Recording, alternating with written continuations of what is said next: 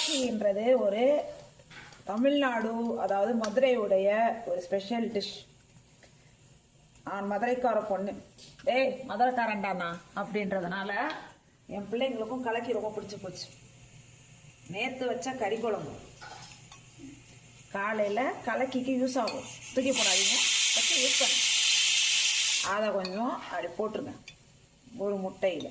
நல்லா சும்மா தாராளமாக போடுங்க, பசங்க சாப்பிடுவாங்க கறி குழம்பு குளிருக்கு. அடுத்தது பெப்பர் போடுவோம்.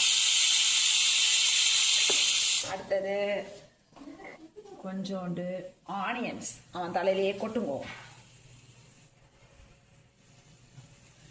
அப்புறம் அதை கலக் கலக் கலக் கலக் கலக் கலக்கும் கலக்கணும்.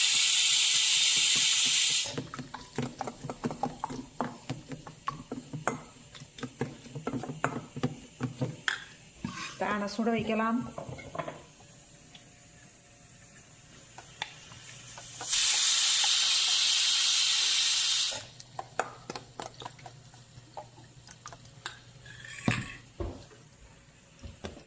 கொஞ்சோண்டு எண்ணெயை போடலாம்.